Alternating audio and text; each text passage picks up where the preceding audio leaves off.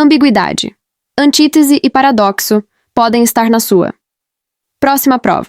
Acompanhe as explicações .deari sobre estes assuntos. Garanta-se para a próxima prova.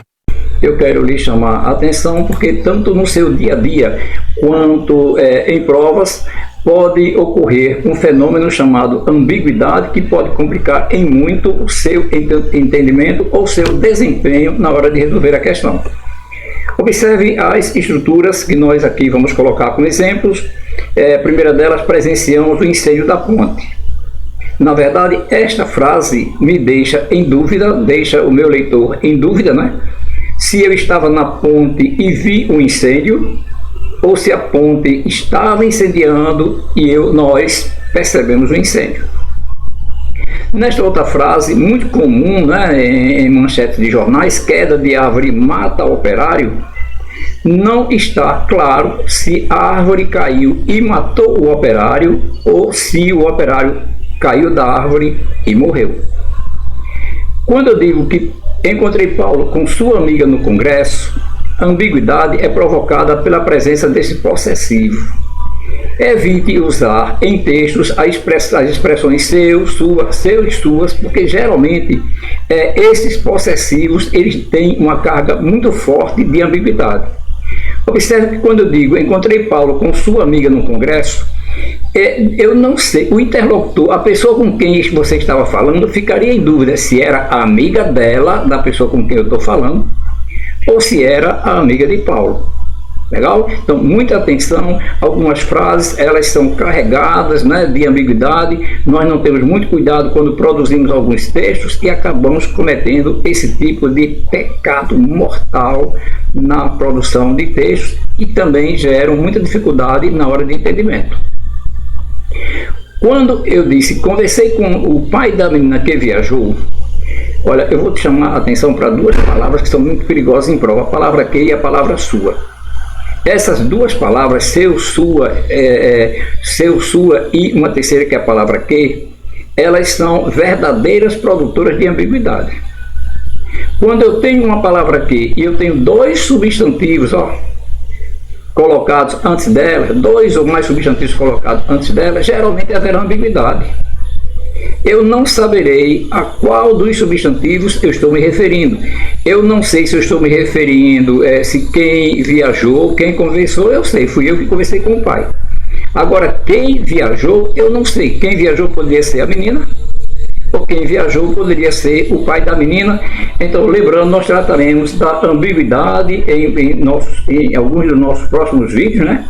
Muito importante você ter atenção a ela e lembrando que ela pode ser uma questão da nossa prova, porque nós temos vulnerabilidades, né, quanto à produção de frases e quanto ao entendimento.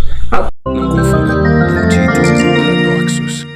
Antíteses e paradoxos não são a mesma coisa?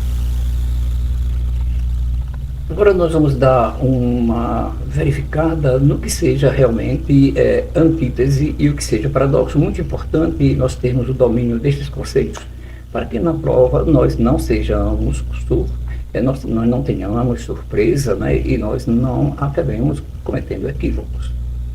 Lembre que, na verdade, a antítese e o paradoxo, eles trabalham com ideias que são opostas. Então, qual, na verdade, é a diferença? Para isso, nós utilizaremos o poema A Inconstância das Coisas, de Gregório de Matos, um poema do Barroco, onde a presença da antítese e a presença do paradoxo está bastante definida. Vamos fazer uma marcaçãozinha para isso. Observe que quando Gregório diz que o Sol nasce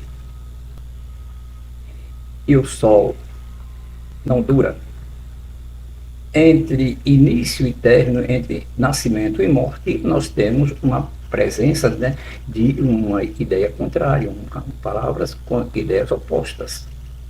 Quando isso acontece dentro de uma sequência lógica, eu tenho o exemplo de uma antítese. O que ocorre quando ele diz que depois da luz se segue a escuridão, se segue a noite escura. Então, observe que estas coisas, elas acontecem em momentos diferentes, em uma sequência. Não há quebra do raciocínio, não há ausência de lógica. Mas quando Gregório de Matos me diz, por exemplo, que na alegria, síntese e tristeza, no momento em que eu estou alegre, eu também estou triste, eu só vou entender isso aí se eu entender aquela ideia contra-reformista, naquela ideia lá do barroco, aquela ideia associada sempre à finitude das coisas, que no momento em que eu estou alegre, eu tenho consciência que esta alegria vai se acabar, então por isso que nesse momento em que eu estou alegre, ao mesmo tempo, eu estou triste. Então observe que há uma quebra do raciocínio lógico, eu só vou entender a lógica se eu entender o contexto, a mesma coisa acontece. Por exemplo, quando ele diz a firmeza somente na inconstância. Para entender essa lógica de firmeza na inconstância, as duas palavras estão opostas, mas aqui eu tenho novamente um paradoxo, não uma antítese, porque eu só vou entender essa firmeza na inconstância se eu me lembrar que, na verdade, a única coisa certa dentro da ideia religiosa do barroco, a ideia contra-reformista, de que na vida tudo é inconstante, na vida tudo passa. Aprenda isto com urgência!